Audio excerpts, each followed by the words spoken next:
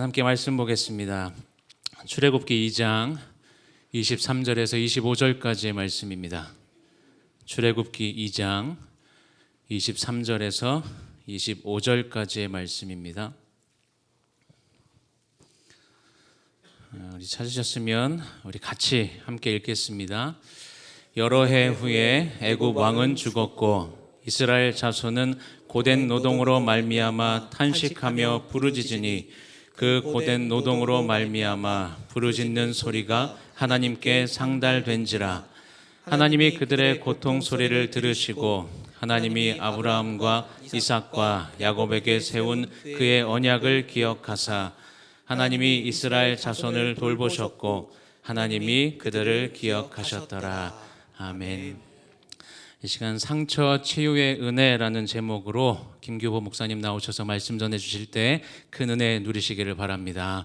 우리 목사님 나오실 때 사랑합니다, 축복합니다. 우리 환영하겠습니다. 사랑합니다, 축복합니다.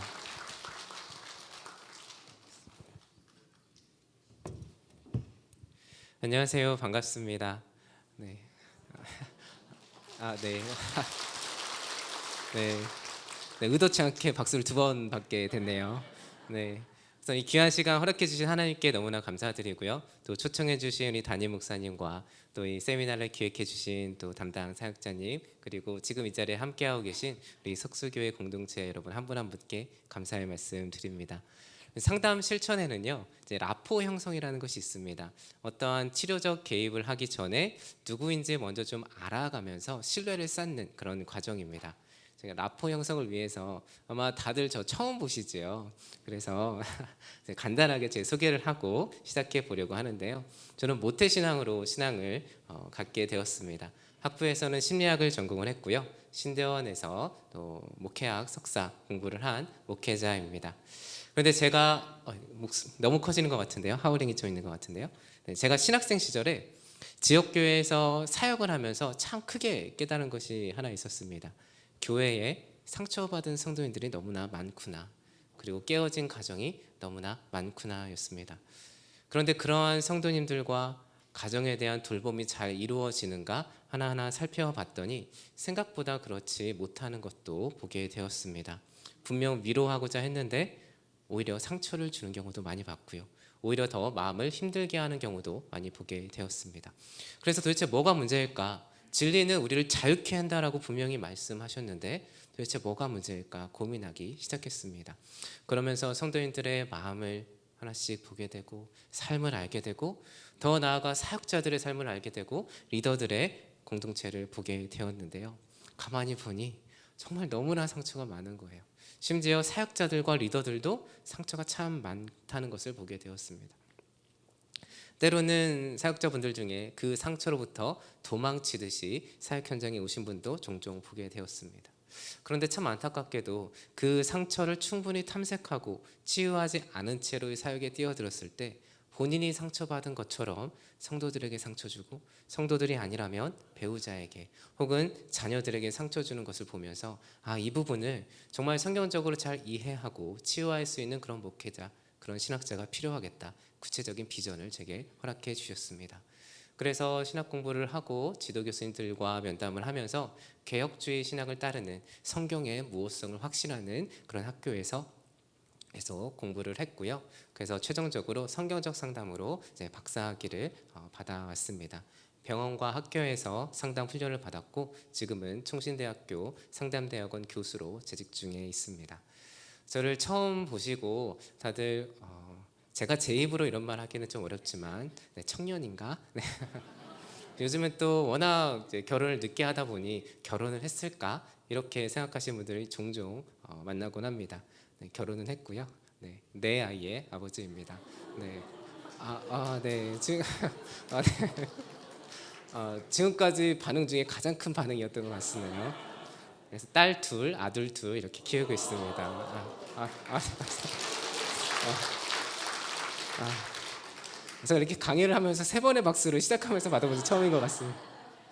그래서 참 많이 부족하지만 좋은 남편, 좋은 아빠, 좋은 성도 되는 법 하나하나씩 배워가고 있습니다. 그래서 오늘 너무 귀한 시간 가운데 초청받았는데요. 이 시간 가운데 하나님께서 영광 받으시고 우리 공동체의 회복이 있고 더 나아가 오늘 이 시간이 하나님의 섭리와 뜻이 이루어지는 그런 하나님 나라의 시간이 되기를 소망합니다. 우리는 하나님의 형상으로 창조되었습니다. 우리가 하나님의 형상으로 창조되었다라는 실천적인 아주 중요한 의미는 우리를 통해서 오늘 찬양한 것처럼 하나님의 영광이 드러나고 우리를 통해서 하나님의 사랑과 그분의 인재와 그분의 목적이 지금 여기서 선포되고 있다라는 의미입니다. 하나님의 다스림과 그분의 통치와 그분의 아름다우심과 그분의 정의가 우리를 통해서 이 땅 가운데 나타날 수 있다라는 것이죠. 그래서 하나님께서는 이 세상과 또 하나님의 형상으로 창조한 인간을 바라보시면서 보시기에 심히 좋았더라라고 말씀하십니다. 그런데 우리의 삶이 그렇게 하나님이 보시는 것처럼 심히 좋고 참 아름다운가라고 우리의 현실을 돌이켜보면 꼭 그런 것만은 아닌 것 같습니다. 삶에 참 많은 문제와 많은 어려움과 고통이 이 세상은 우리가 하나님의 형상으로 참 아름답게 귀하게 하나님의 영광을 잘 드러내며 살고 싶지만 때로는 그렇게 사는 것을 참 어렵게 하곤 합니다. 상담을 하다 보면요, 다양한 삶의 어려움과 아픔을 접하게 됩니다. 가정이 깨어지고요, 부부 사이가 참 어렵고 부모와 자녀가 대화가 안 되는 경우도 참 많습니다. 질병과 사고, 사업의 실패와 관계의 어려움 등 참 삶의 문제와 많은 아픔이 그리스도인들에게도 여전히 너무나 많구나라는 것을 상담을 하면서 정말 체감하게 됩니다. 지금 여러분들의 삶은 어떠하십니까? AI가 등장했고요, 로봇이 수술도 하고 심지어 로켓으로 우주여행도 갈 수 있는 시대가 되었음에도 불구하고 여전히 우리는 눈앞에 이 고통을 극복하지 못하고 있는 것 같습니다. 혹 지금 이 자리에 아무에게도 말하지 못하는 그러한 상처와 아픔 때문에 뭔가 마음이 지쳐가고 계시는 분 있으십니까? 그런 고통의 현실 가운데 오늘 본문은요, 아주 중요한 우리가 꼭 기억해야 할 하나님에 대해서 가르쳐주고 있습니다. 오늘 본문을 보면 삶의 고통 가운데 탄식하고 있는 이스라엘이 나옵니다. 23절 말씀에 이스라엘 자손이 고된 노동으로 말미암아 탄식하고 부르짖고 있다라고 기록합니다. 지금 이스라엘은요, 단순히 일이 많고 힘들어서 괴로워하고 있는 것이 아니었습니다. 이스라엘은 애굽의 노예로 살고 있었습니다. 하나님을 알지 못하는 애굽 왕이 이스라엘을 핍박하는 상황입니다. 부당한 노동을 했고요, 일한 대로 제값을 받지도 못했고 위계와 힘에 억눌렸고 때로는 신체적인 폭력과 정서적인 폭력과 언어적인 폭력에 인권에 유린당하는 삶, 무시당하고 모욕당하는 삶을 살고 있었습니다. 이스라엘의 이 탄식 소리와 고통 소리가 얼마나 쌓이고 쌓였는지 23절을 보면요, 그들이 부르짖는 소리가 하나님께 상달되었다라고 묘사합니다. 이들의 고통 소리와 신음 소리가 쌓이고 쌓여서 하늘에까지, 하나님에게까지 들렸다라는 거죠. 그런 상황 가운데 오늘 본문은 너무나 중요한 말씀을 하고 있습니다. 24절에 하나님이 그들의 고통 소리를 들으시고 언약을 기억하사 25절 이스라엘의 자손을 돌보셨다입니다. 하나님께서는 우리의 고통 소리를 들으십니다. 하나님은 우리의 어려움과 우리의 아픔을 듣고 다 알고 계십니다.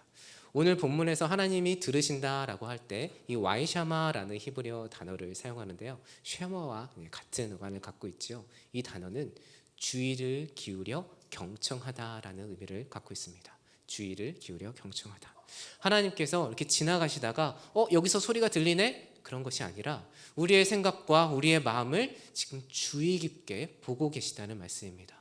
우리의 탄식 소리와 우리의 신음 소리를 세밀하게 들으시고 우리의 고통이 어떠한 것인지, 그 고통이 무엇인지 그 시작부터 끝까지 다 보고 계시며 다 알고 계시다는 말씀입니다. 오늘 이 세미나에 나오시기 전까지 혹 누군가가 내 이야기를 경청해 주었다 하시는 분 계십니까? 누군가가 내 이야기 경청해 줬어. 별로 없으시네요. 혹 그렇다면 내가 누군가의 말을 경청해 줬다 하시는 분 계십니까? 네, 조금은 고개가 더 많이 끄덕이시는 것 같습니다. 누군가가 내 이야기를 경청해 줄 때 그러면 그 사람이 참 특별히 뭔가 새로운 것을 하지 않는 것 같은데 위로가 되고 힘이 되는 것을 여러분 경험해 보신 적 있으십니까? 그것이 경청의 힘이죠. 이 경청이라는 것은요, 누군가에게 들려짐의 경험을 제공해 줍니다. 누군가에게 내 마음이 들려지고요, 내 아픔이 들려지고 내 삶이 들려지고 있다는 이 경험은 아주 치료적입니다. 왜냐하면 이 경청의 실천은요, 아주 중요한 치료적 메시지를 담고 있기 때문인데요. 이 경청은 당신은 소중합니다. 내가 당신을 존중합니다.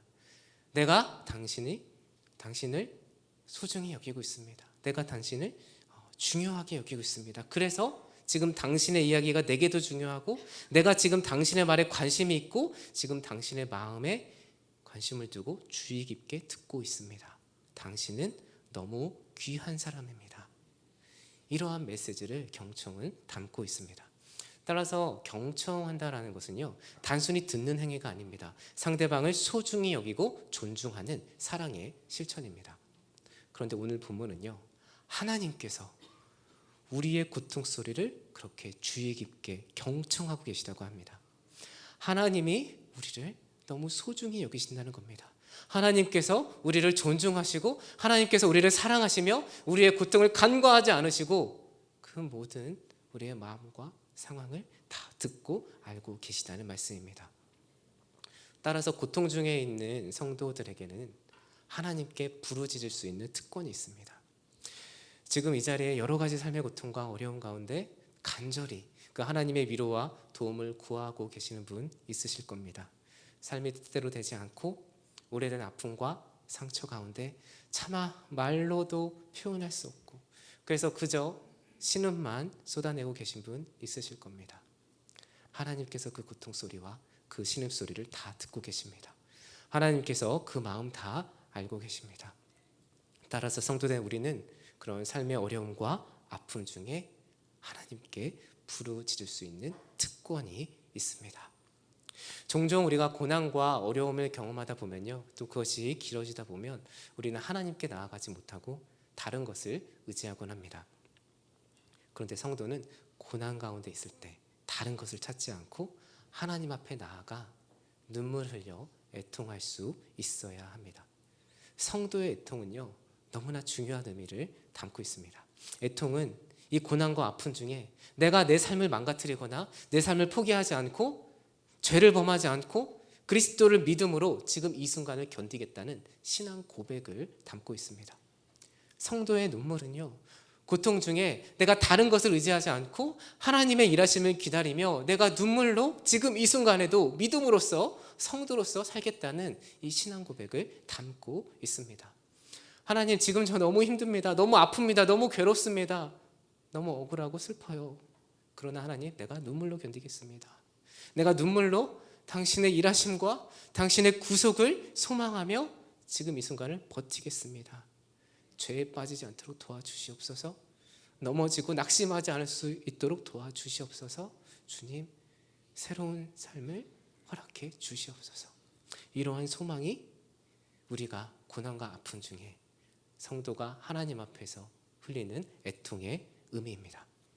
시편 58편을 보면요, 우리의 유리함을 하나님이 다 세고 계시고 우리의 눈물을 주의 병에 담고 계시고 그것을 주의 책에 기록하고 계시다 말씀합니다. 우리가 고통스러워하고 괴로워하는 그 날의 수를 하나님께서 다 세고 계시고요, 그 가운데 얼마나 많은 눈물을 흘렸는지, 왜 그렇게 눈물을 흘리고 있는지 하나님께서 다 보고 다 알고 그것을 심지어 유리병에까지 담아놓고 계시답니다. 기록하고 계시답니다. 따라서 성도된 우리에게는 소망이 있습니다.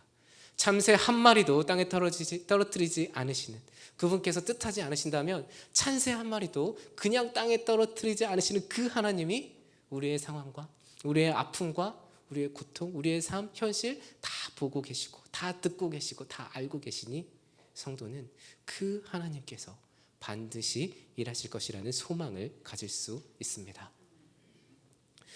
따라서 성도는요, 고통과 상처 중에서도 하나님을 만날 수 있습니다. 고통과 상처 중에 하나님으로부터 임하는 위로와 돌봄을 경험할 수 있고요, 그리고 성도는 고난과 어려움 중에서도 그 하나님의 함께 하심과 그 하나님의 위로하심을 듣고 알고 경험함으로써 하나님의 방식대로 그 어려움을 이겨낼 수 있습니다. 이것은 이 세상이 결코 줄 수 없는 성도들에게만 허락된 특별한 은혜인 줄 믿습니다.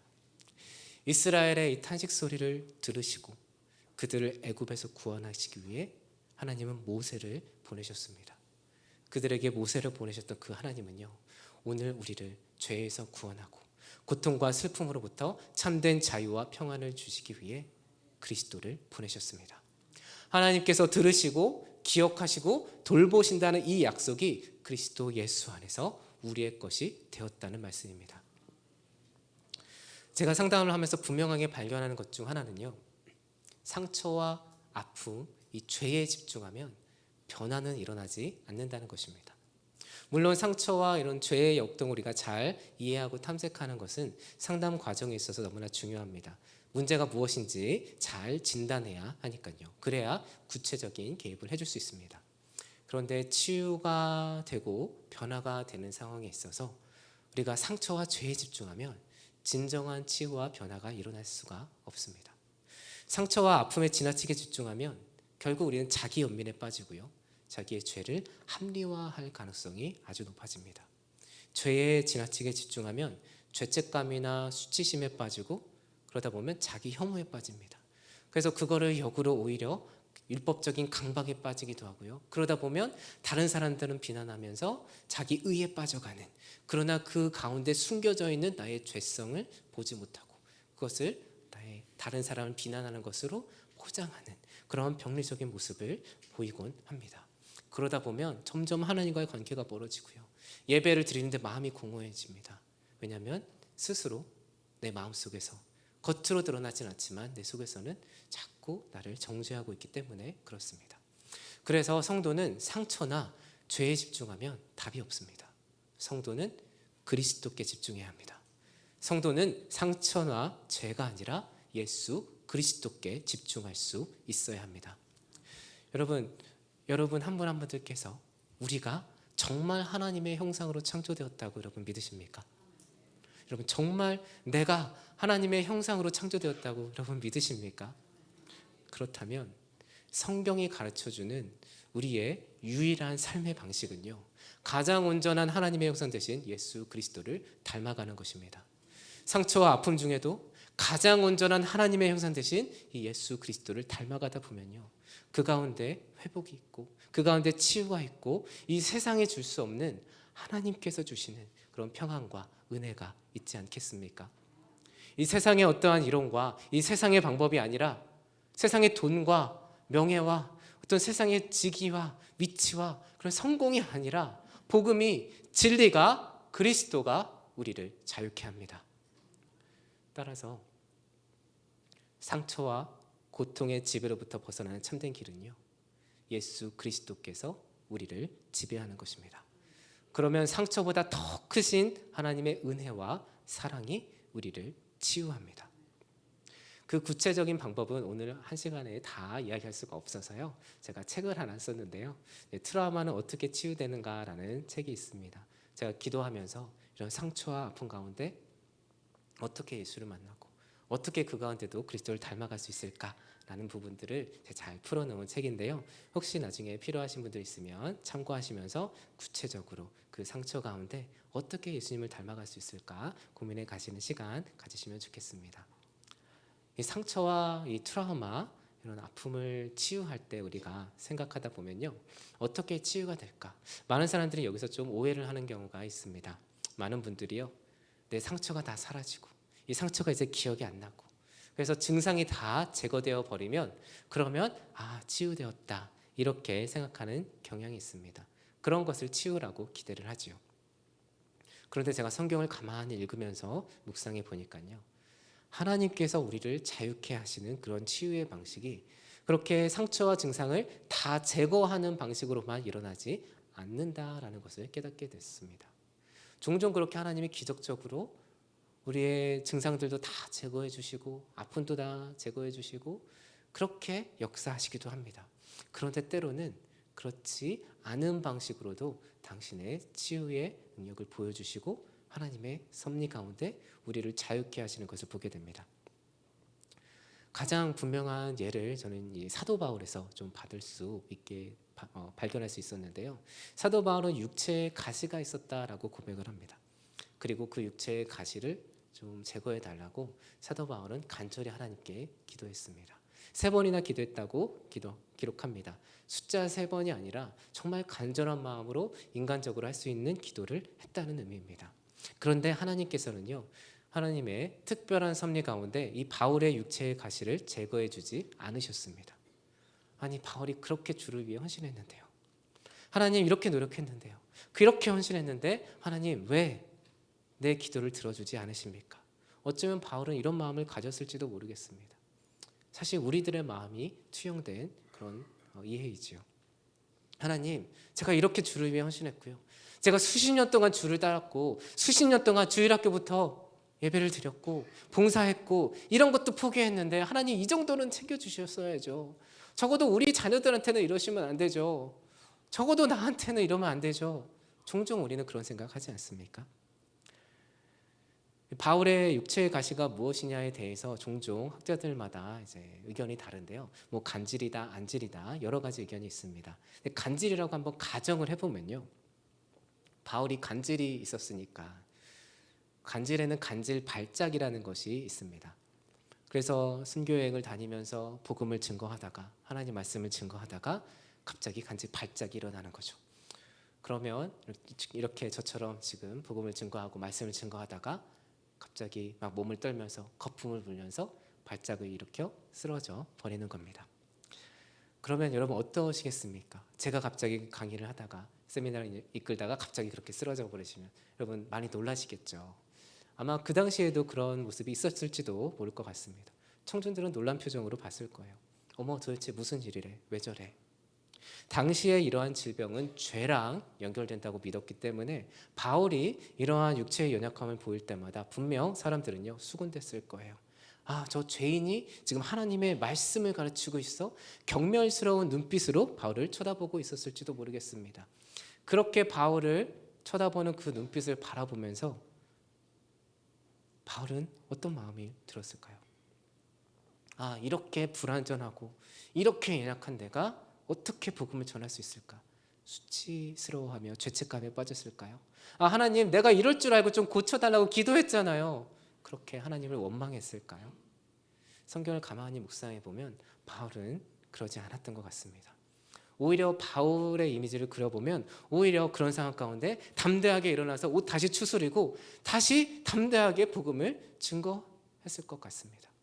간지를 예로 들었으니까 발작 끝나면 그냥 입에 거품 닦고 다시 옷 추스리고 이렇게 연약한 죄인도 하나님께서 새롭게 하신다. 이렇게 연약한 자를 하나님께서 들어 사용하신다. 그렇게 증거했을 겁니다. 그래서 바울은 성경에 약할 때 강함 되신다라고 하나님에 대해서 기록하고 있지 않겠습니까? 우리의 어떠함이 아니라 우리 안에 살아계신 그리스도가 우리의 삶을 새롭게 한다는 것입니다. 그래서 때로는 우리의 환경이 바뀌지 않았고요. 우리의 문제가 여전히 해결되지 않았지만 나는 여전히 상처가 있고 여전히 불편한 증상과 아픔이 남아있지만 그럼에도 불구하고 우리 안에 그리스도가 거하실 때 그리고 내가 그리스도 안에 거할 때 우리는 새로운 피조물이 되고 새로운 삶을 살아갈 수 있는 줄 믿습니다. 우리의 삶의 문제는 참 많은 흔적을 남겨놓습니다. 특히 트라우마 같은 그런 마음의 큰 상처는요. 우리의 몸에도 흔적을 남겨놓습니다. 그래서 머리로는 이 생각 안 하고 싶고 지워버리고 싶고 그래서 억압해버리고 싶은데 우리의 몸과 우리의 신경계가 그 상처를 기억하고 때로는 예민하게 때로는 방어적으로 때로는 공격적으로 반응하게 합니다. 우리가 신앙생활을 해도요. 예수님을 믿는다고 고백을 해도 여전히 그런 문제는 내 삶 가운데 남아있을 수 있습니다. 예수님 믿는데 뭔가 기적 같은 일이 일어날 줄 알았는데 여전히 내 삶은 어렵고 여전히 나의 질병은 사라지지 않을 수 있습니다. 여전히 불평과 장애로 상처로 평생 반복되는 고통 가운데 있을 수 있습니다. 외상사건으로 입은 그런 피해 너무나 큰 파괴적인 문제를 만들어 놓고요. 그것으로 인해 깨어진 관계, 경제사회적인 손상, 그것으로 잃어버린 어떤 기회, 그런 교육, 그런 상실의 아픔, 돌이킬 수 없는 것들이 너무나 많습니다. 이러한 삶의 무게는요. 우리의 마음을 짓누릅니다. 그런 고통의 현실을 보고 있으면 두렵죠. 그런 고통의 현실을 보고 있으면 불안합니다. 때로는 절망스럽습니다. 그러나 그런 현실 속에서 성경이 가르쳐주고 있는 것은 그 고통의 현실이 아니라 예수 그리스도를 바라보라는 것입니다.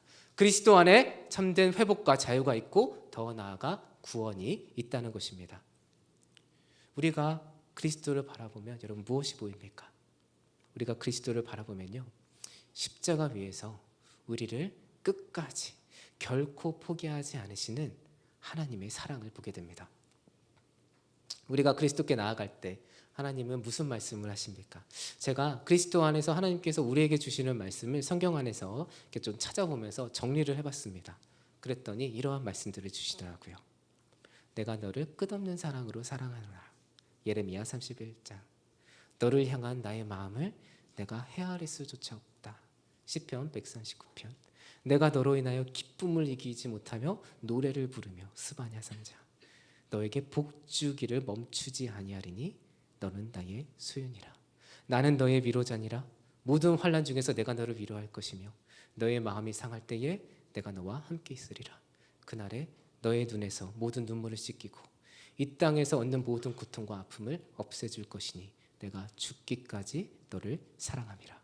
나를 기뻐하라. 내 마음의 소원을 이루어 주리라. 내가 구하고 생각하는 것보다 넘치도록 주리라. 너는 나의 사랑하는 아들, 나의 사랑하는 딸이니라. 죽음도 현재일도 장래일도 어떤 것도 너를 향한 나의 사랑을 끊을 수 없느니라. 그러므로 아무것도 염려하지 말라. 내가 너의 하나님이 됨이라. 두려워 말라. 내가 너를 지명하여 불렀나니 너는 내 것이라. 능히 너를 보호하사 거침이 없게 하시고 너희로 그 영광 앞에 흠이 없이 기쁨으로 서게 할 것이니 내가 너희와 영원토록 함께 하리라. 다 성경 말씀을 해서 제가 발췌한 겁니다. 이 얼마나 복되고 기쁜 소식입니까? 그래서 복음입니다. 이 복음의 일을 이루시기 위해서 그리스도께서 십자가 지셨습니다.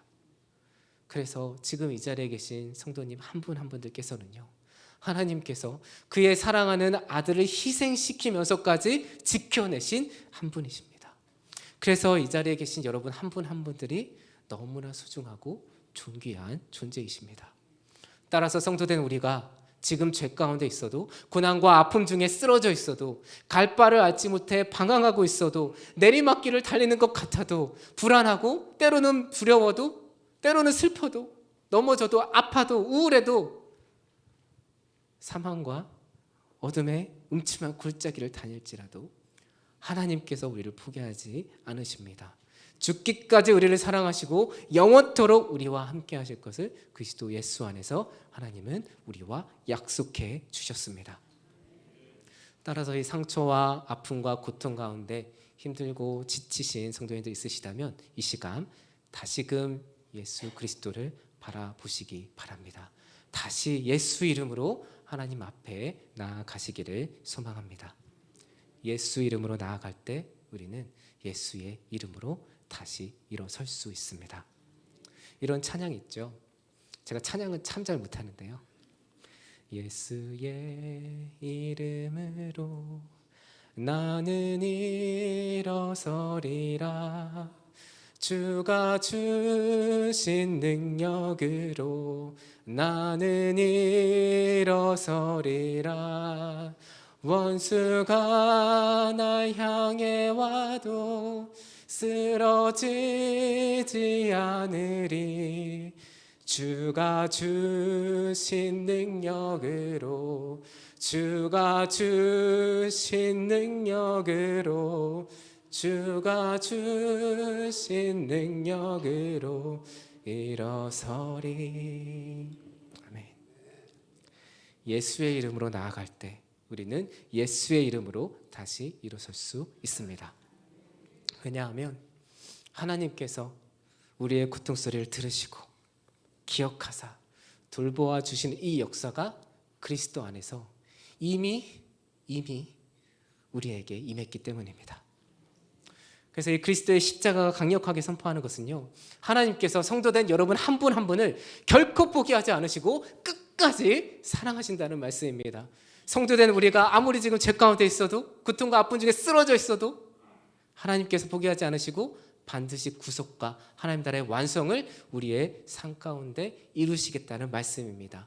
이것이 십자가에서 우리에게 선언하신 그리스도 복음입니다. 따라서 그리스도 복음을 갖고 있는 우리에게 하나님은 참된 피난처가 되십니다. 하나님이 우리의 힘이시고 환난 중에 만날 도움이 되십니다. 에스겔 16장을 보면요, 이렇게 기록되어 있더라고요. 내게 이르기를 너는 피투성이라도 살아있으라. 다시 이르기를 피투성이라도 살아있으라. 이렇게 말씀합니다. 이스라엘을 두고 하시는 말씀인데 이것을 의역해서 적용을 해보면요, 여러분 우리의 삶 가운데 때로는 정말 살기 힘들다, 너무 지친다, 하나님 사는 것이 왜 이렇게 힘듭니까? 주께로 가고 싶습니다. 이런 고백이 나도 모르게 나오는 경우가 종종 있습니다.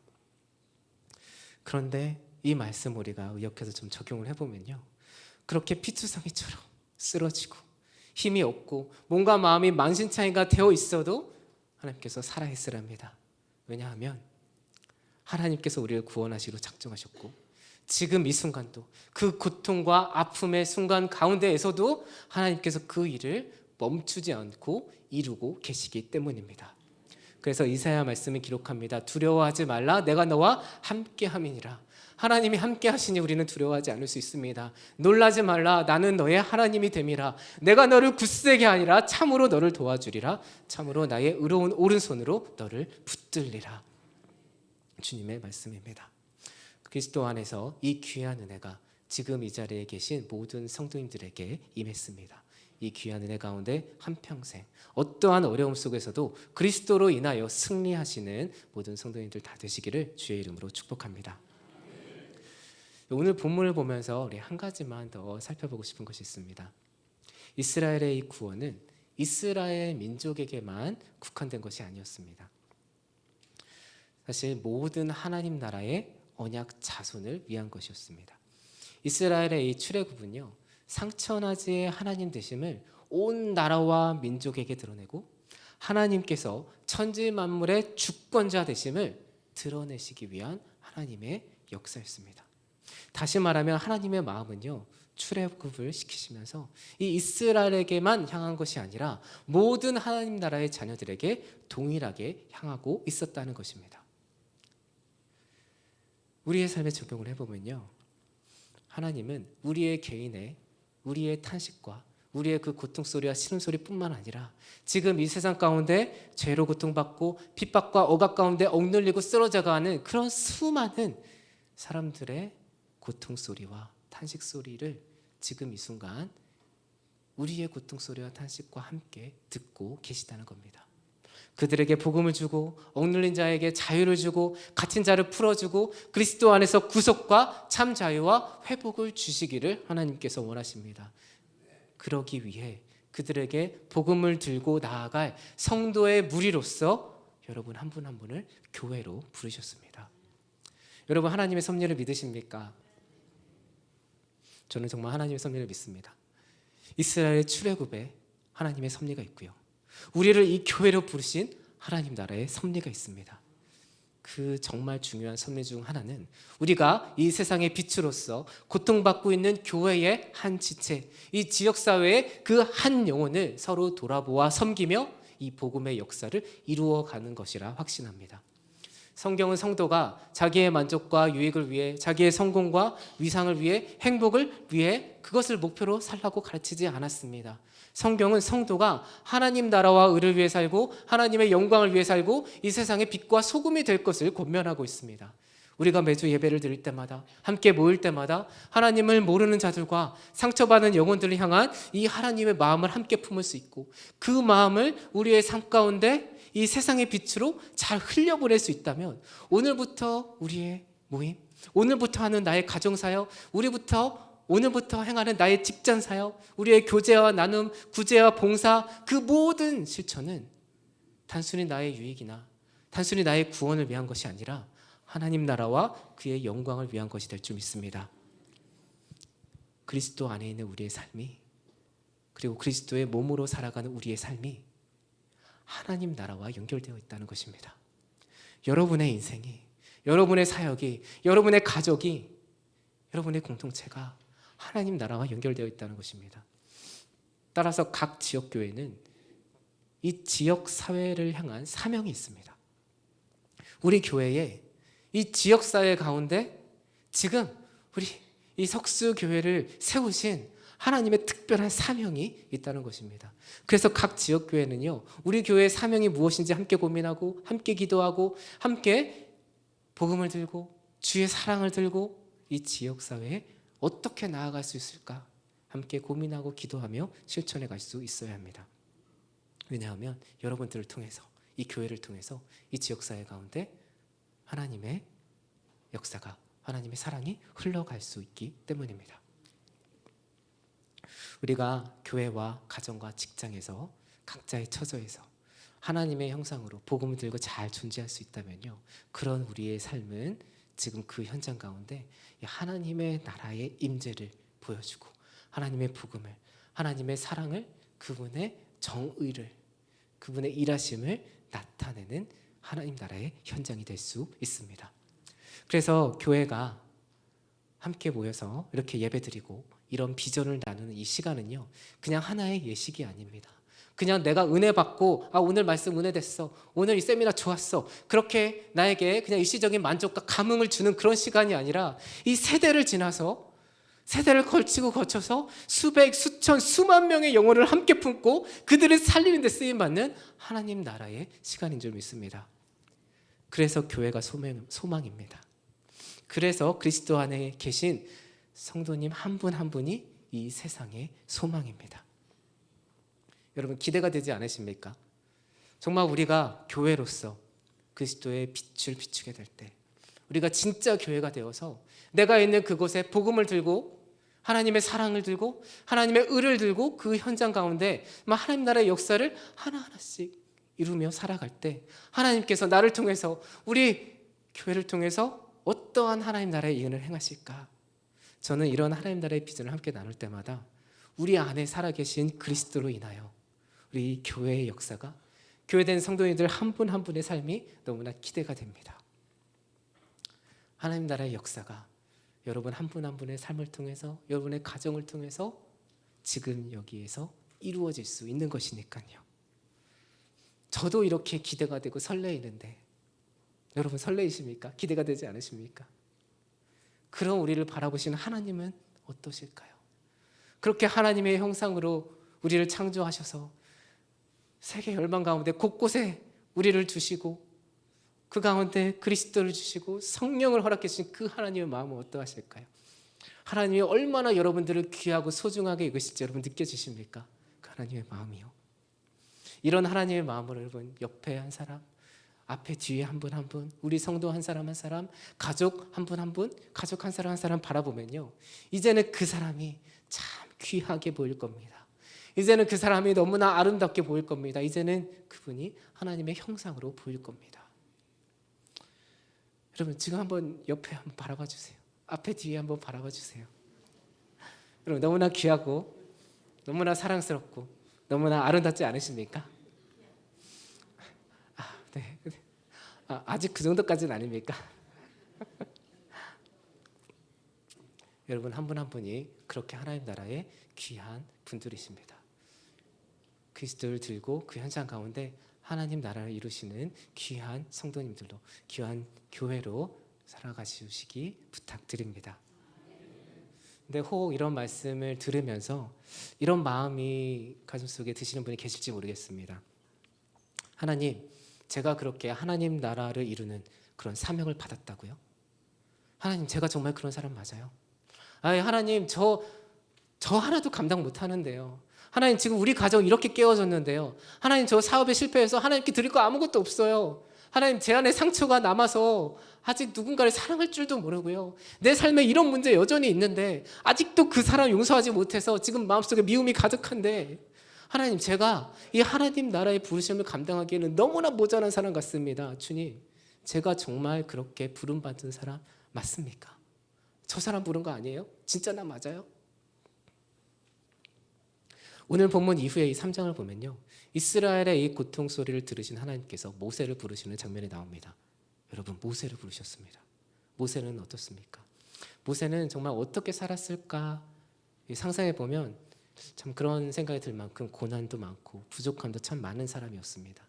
모세는 태어나면서부터 죽음의 위기를 경험했습니다. 애굽 왕이 모세를 죽이겠다고 당시에 태어난 모든 사내 아이를 다 죽여버렸습니다. 그래서 모세는요, 마치 태어나지 않는 것 마냥 숨겨져야 했습니다. 나면서부터 축복받지 못한 겁니다. 그러다가 결국 강물에 버려지기까지 합니다. 바로의 딸에게 발견되어서 잘 사는가 싶었더니 의로운 분노라고 생각하고 막 나섰다가 결국 사람을 죽이게 되고요, 도망자 신세까지 됩니다. 그래서 타인에서 이방인으로 나그네로 그냥 양치는 사람이 됩니다. 모세는 왕가의 양 아들로 잘 살 수도 있었습니다. 나름 이 세상에서 자기 영역 잘 만들고 그렇게 펼칠 수 있는 그런 세상적인 기회가 있었던 겁니다. 그런데 그런 세상의 기회 다 날려버리고요, 그냥 지금은 타지에서 도망자로 나그네로 양치며 겨우겨우 살고 있었습니다. 그때 하나님이 모세를 부르시더라고요. 하나님께서 이 모세를 부르실 때, 그럼 모세가 있는 곳이 어디였습니까? 미디안 광야래요. 과거에는 애굽의 왕실에 있었는데, 왕실에서 나라를 다스리고 막 호의호식할 수 있었던 그 사람이 지금은 이제 도망자 신세가 되어서 아무도 없는 광야에 홀로 양을 치고 있습니다. 인간적으로 이 모세의 마음이 어떠했을까요? 네, 비참했을 겁니다. 태어나면서부터 축복받지 못했고 어머니라 부르지도 못했고 한순간 분노로 사고치고 죽음의 위협과 불안이 한평생 따라다녔던 그런 삶. 그러다가 이제는 나이가 80이 되었습니다. 어쩌면 자신감도 없고요, 자기 연민에 빠져 있었을 것 같아요. 억울함과 분노에, 죄책감과 수치심에 모세는 그냥 상처 있고 마음이 닳고 다른, 내 인생 이제 이렇게 끝나는구나. 그래서 다 포기하고 광야에서 아무도 없이 홀로 그냥 양만 치고 있었던 것 같습니다. 절망 가운데 살고 있는 사람처럼 보여요. 그래서 하나님께서 이 모세를 부르실 때 모세는요, 못한다고 막 핑계를 댑니다. 하나님, 저 자신 없어요. 저 못해요. 저 말도 못하잖아요. 그렇게 하나님의 부르심을 거절합니다. 자존감도 다 떨어지고 좋은 기회도 다 놓쳐버린 사람. 모세는 어쩌면 스스로를 실패자로 여겼을지도 모르겠습니다. 하나님, 왜 이때입니까? 너무 늦은 거 아니에요? 저 이제 80이나 됐는데요. 내가 왕궁에서 잘 나갈 때, 힘도 많을 때, 혈기 왕성할 때 부르셨어야죠. 그러면 내가 왕궁에서 힘이 있으니까 뭔가를 냈을 텐데 지금 아무것도 없다고요. 모세는 이런 마음이었을 것 같아요. 죄송합니다.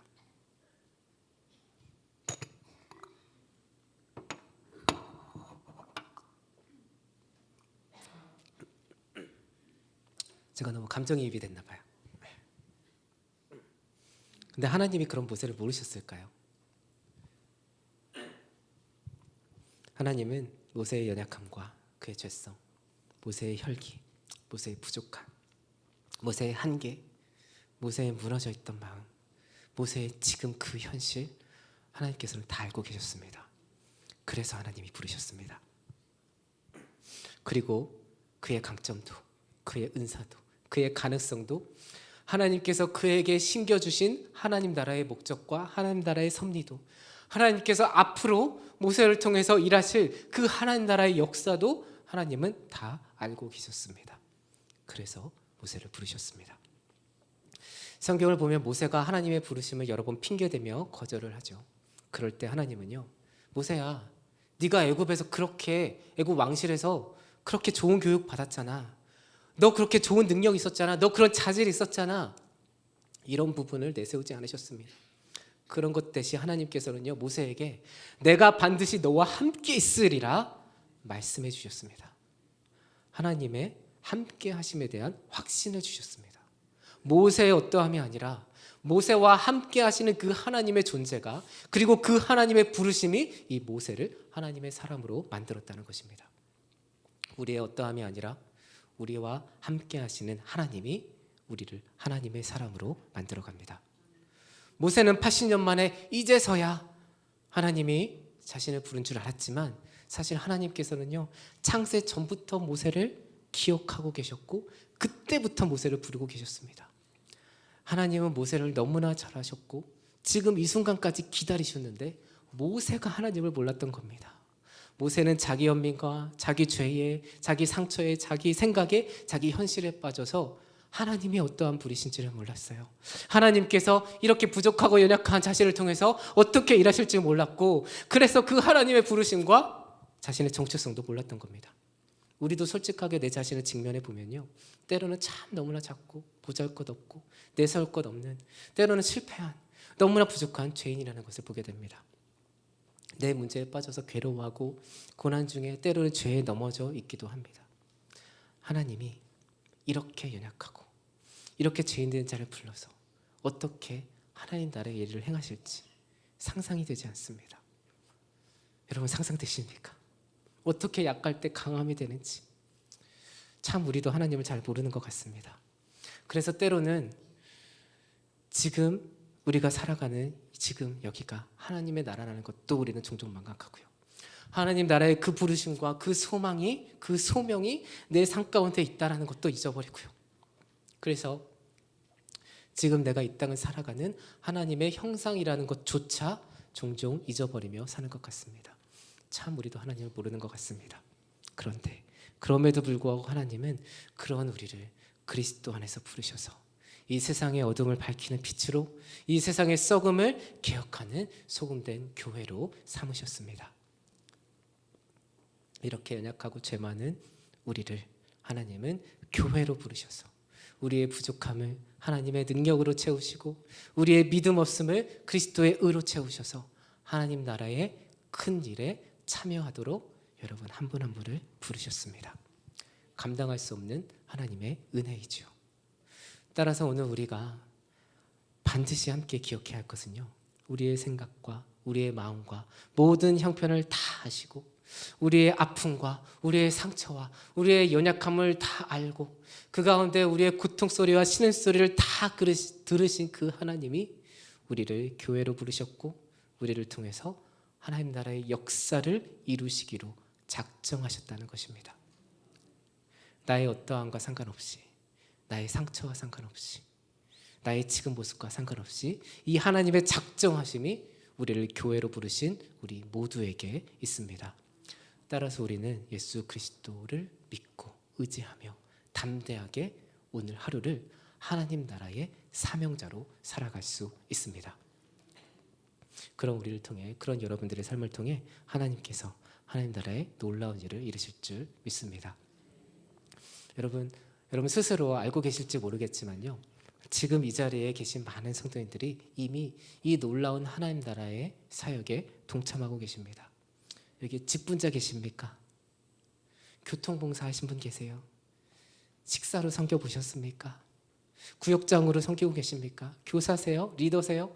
행정일 도와주고 계십니까? 안내해 보셨습니까? 차량 봉사해 보셨어요? 중보기도 하고 계신 분 있으십니까? 성가대로 섬기고 계신가요? 오케스트라, 찬양팀, 악기, 음향, 영상, 예배 준비, 홈페이지, 꽃꽂이 청소, 그 외 다 말할 수 없는 그 모든 하나하나의 사역이 하나님 나라의 사역입니다.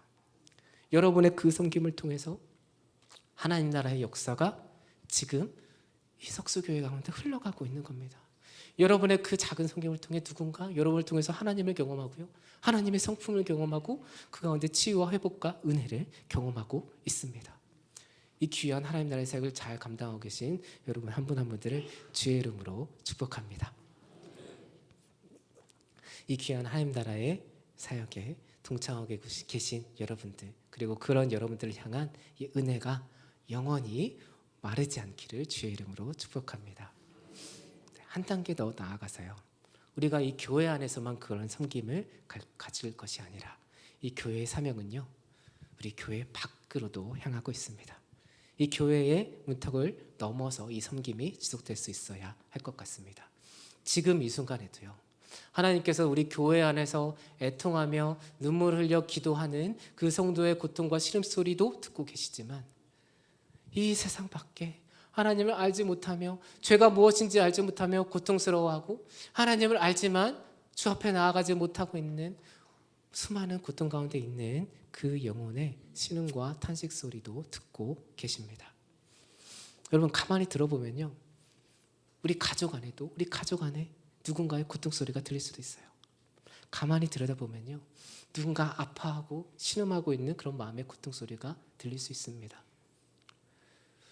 가만히 들어보면요, 우리 공동체 안에도 그런 고통 소리가 있고요, 우리 부서, 팀, 직장, 삶의 터전 안에 그 누군가의 고통 소리가 들릴 겁니다. 때로는 그 고통을 주는 사람이 때로는 나이기도 합니다. 여러분, 그 현장 가운데 복음으로 그리스도의 사랑과 은혜로 회복과 변화가 있어야 하지 않겠습니까? 성도로 부름받는 받으신 여러분 한 분 한 분들께는요, 이 귀한 사명이 있습니다. 나의 고통 소리를 들으신 그 하나님이, 지금 우리의 고통 소리를 들으신 그 하나님이 지금 이 자리에 함께하지 않는 내 가족 누군가, 지금 우리와 함께하지 않는 우리 직장의 누군가, 이 지역사회 상처받고 괴로워하고 힘들어하는 그 누군가의 그 고통 소리를 하나님께서 지금 듣고 계십니다. 여러분, 그들을 향한 이 하나님의 마음이 어떠하실지, 그 마음을 우리가 이 가슴에 품고 복음을 들고 나아가는 것이 이 교회를 이 지역사회 가운데 세우신 하나님의 특별한 섭리가 아닐까 생각해 봅니다. 따라서 우리는 우리 주변에 누군가의 고통 소리가 하나님께 상달되고 있지 않은지 면밀하게 살펴볼 필요가 있습니다. 그래서 그리스도의 손과 발이 되어서 어떠한 모습으로 그 현장 가운데 하나님의 사랑을 들고 갈지, 어떠한 모습으로 그 현장 가운데 그리스도의 복음을 들고 갈지, 어떠한 모습으로 그 현장 가운데 나의 존재를 들고 예수 그리스도를 품고 그 가운데 하나님을 보여주실지 우리 깊이 고민하고 기도하며 함께 실천해 가야 할 줄 믿습니다. 여러분의 각 가정과 교회 공동체, 이 지역사회 가운데 이렇게 하나님께서 기뻐하시는 하나님 나라의 큰일이 교회로 부름받고 이 소명 갖고 살아가시는 여러분들의 삶을 통하여 온전하게 드러나기를 주의 이름으로 소망합니다. 네, 이제 말씀 맺겠습니다. 오늘 본문을 시작하면서 23절 말씀은요, 애굽의 왕이 죽었다라고 기록합니다. 이 표현을 학자들은요, 하나님을 알지 못했고 모세를 죽이려 했고 이스라엘을 고통스럽게 했던 그 애굽 왕의 통치가 이제는 끝났고 그 땅을 하나님의 언약 자손들이 하나님의 뜻대로 통치하는 새로운 시대가 시작될 것을 암시한다고 주석합니다. 그리스도께서 다 이루신 그 십자가 사역으로 말미암아 오늘 우리는 하나님께서 통치하시는 세상을 살아가고 있습니다. 그리스도께서 이 땅에 오심으로 말미암아 하나님 나라가 이미 우리의 삶 가운데 이루어졌습니다. 따라서 그리스도 안에 있는 성도는 이미 승리한 자입니다. 그리스도로 인하여 교회는 세상에 결코 질 수 없는 공동체입니다. 그래서 교회가 여러분 한 분 한 분이 이 세상의 빛이요 소금이십니다. 따라서 주 안에 사랑하는 성도된 교회된 여러분, 하나님의 시선으로 서로를 돌아보아 고통 소리가 어디서 터져 나오는지 잘 들어주시기 부탁드립니다. 그리고 그 가운데 복음의 빛을 비추어 주시기 부탁드립니다. 여러분의 가정과 이 공동체의 아픔을 복음으로 치유하시고 사랑으로 서로 돌보아 주시는 교회가 되어 주시기 부탁드립니다. 더 나아가 이 지역사회 가운데 어두움을 복음의 빛으로 비추는 그러한 석수교회 성도님들이 되어 주시기 부탁드립니다. 그런 우리 교회의 역사는 궁극적으로 하나님께 영광이 되고 이웃에게는 은혜와 도전이 되며 우리에게는 감사와 기쁨이 될 줄 믿습니다. 우리 함께 잠시 기도하겠습니다. 하나님, 너무나 부족하고 죄인된 우리를 그리스도의 은혜로 자녀 삼으시고 우리의 고통과 삶의 아픔을 다 들으시고 기억하사 돌보아 주심에 감사드립니다. 하나님, 이제 우리가 그리스도 안에서 새로운 삶을 살아가기를 소망합니다. 그리스도 안에서 더 이상 나를 괴롭히는 상처와 문제 가운데 매몰되지 않고 이제 그리스도 안에서 새로운 피조물이 되어서 새로운 삶을 살아가길 소망합니다. 하나님, 우리가 고난과 아픔 중에 쓰러지지 않을 수 있도록 새 힘을 더하여 주시옵소서. 우리 가정과 우리 교회와 우리 지역사회의 고통 소리에 민감하게 반응하게 하시고 그 고통 소리를 들을 때 복음을 들고 나아가는 하나님 나라의 참된 교회가 될 수 있도록 주님 허락하여 주시옵소서. 그래서 우리 석수교회를 통해서 함께 신앙생활함이 하나님께 영광이 되고 우리에게 치유와 회복이 되고 그래서 우리와 우리 가정과 우리 공동체 이웃의 고통소리가 주를 찬양하는 영광의 찬양소리로 변화될 수 있도록 주님 역사하여 주시옵소서. 그렇게 이루실 주님을 기대하며 예수 그리스도의 이름으로 기도드립니다. 네, 귀한 시간 감사합니다.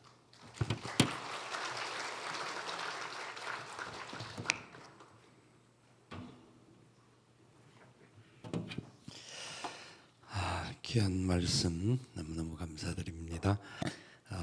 귀한 말씀 한 분 하나 한 구절 구절들이 우리의 심금에 깊이 뿌리 박을 수 있기를 바랍니다. 이 시간 같이 기도하기를 원하는 것은 우리 김교호 목사님 앞으로의 사역들을 위해서도 기도해 주시기를 바랍니다. 학교에서나 또 많은 사람들에게 상담할 때 하나님의 영광이 나타날 수 있도록 기도해 주시기를 바라고요. 이 한 주간 우리의 삶의 자리를 통하여서 하나님께 기쁨이 되는 축복의 역사를 위해서 기도하시면 좋겠습니다.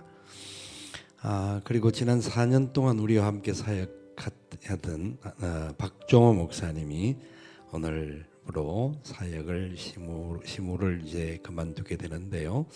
개인적인 사정으로 다시 이제 준비하는 과정들이 있습니다. 사랑하는 종이 가는 길에 하나님 함께 해주시고 은혜 가운데 기름 부어 주십사고 우리 박정호 목사님과 가족을 위해서 기도해 주시기를 바랍니다. 다 같이 우리 합심하여 기도하겠습니다. 사랑하시는 아버지 하나님, 주님의 크신 은혜와 사랑을 감사를 드립니다. 하나님께서 우리를 부르신 그 놀라운 은혜 안에 아름답게 응답하고 갈 수 있도록 우리의 마음에 모든 상처와 모든 아픔과 고통들을 이길 수 있는 하나님의 위로와 소망과 은총으로 기름 부어주신 것을 감사합니다. 그 놀라운 은혜 앞에 온전히 붙들림을 받게 하시고 우리가 가는 걸음마다 하나님 손에 온전히 붙들리는 능력의 손이 되게 하여 주옵소서. 아버지, 이 땅에 하나님께서 행하기를 원하는 놀라운 일들이 있습니다. 아버지의 귀하고 놀라운 섭리를 우리가 바로 세워갈 수 있기를 원합니다. 주님 주장하여 주시고 은총을 더하여 주옵소서. 아버지 하나님 원하시는 그 귀하고 큰 은총 가운데 우리가 온전한 감사를 이루며 걸어가게 도와 주옵소서. 맡은 바 사명을 감당하는 하나님의 나라 일꾼들이 되게 도와 주옵소서. 우리 귀한 김규보 교수님, 하나님께서 귀하게 준비시켜주고 사용하고 계신데 앞으로 우리 한국교회와 우리 다음 세대 학생들을 위하여서 더 귀하고 멋지고 아름답게 쓰임받도록 주님 은총을 더하여 주옵소서. 그동안 같이 사역했던 우리 박정호 목사님, 지난 4년간의 사역을 정리하고 또 새로운 출발을 위하여서 하나님 새 길을 갑니다. 기억하여 주시기를 원합니다. 은혜를 더하여 주시기를 원합니다. 예비하신 좋은 길들을 허락하여 주시고 무엇보다 영육간의 강건함을 회복시켜 주셔서 주의 뜻 가운데 더욱 승리하도록 은혜와 복을 더하여 주시옵소서. 함께 하실 주님을 찬양합니다. 다스려 주시옵소서. 사랑하시는 아버지 하나님, 귀한 교수님을 통하여 주신 그 귀한 말씀들을 우리의 가슴 깊은 곳에 잘 새기게 하시고 하나님의 뜻 가운데 삶의 자리 속에 승리의 열매를 이루게 도와 주옵소서. 교수님이 하시는 모든 사역과 앞으로의 모든 방향들이 하나님의 나라와 의를 위하여서 존귀하게 쓰여지기에 부족함이 없도록 은총을 베푸시고 가정에 사랑하는 자녀들 모두가 주님 앞에 더 아름답고 평강이 있는 은혜와 복을 더하여 주옵소서. 지난 4년간 우리와 함께 사역을 했고 또 이제 새로운 사역의 길을 나아가는 박정호 목사님을 기억하여 주시고 하나님 은혜와 사랑으로 붙들어 주시기를 원합니다. 귀한 종에 걸어가는 모든 앞길에 주님이 앞장서 주시고 시온의 대로를 열어주시며 영육간의 건강의 복을 더하여 주옵소서. 기도하는 제목들마다 응답이 있게 하시고 사모님과 함께 모든 일들을 이루어갈 때에 하나님 보시기에 아름답고 세상에 어디 내놓아도 자랑감이 되는 마지막 시대의 축복의 통로로 쓰임받게 도와 주시옵소서. 이 한 주간 우리가 걸어가는 모든 삶의 자리에 하나님 언제나 우리와 함께 해주시고 우리의 길 속에 주님의 빛이 나타나는 아름다운 열매로 허락하여 주시옵소서. 지금은 우리 구주 예수님의 크신 은혜와 하나님 아버지의 무한하옵신 사랑하심과 성령님의 교통, 위로, 인도, 충만하옵신 역사가 주의 크신 은혜의 장중에 붙들림을 받고 믿음으로 온전히 하나님의 뜻을 이루며 달려가기를 소원하는 주의 사랑하는 백성들의 머리 위에와 저들의 가정들과 기도의 제목들과 산업들 위에와 귀한 강의를 해주신 교수님과 사역과 가정과 앞날의 모든 계획들 위에와 하나님의 몸된 교회와 이 나라 이 민족과 열방들 위에 지금부터 영원토록 함께 있을지어다. 아멘.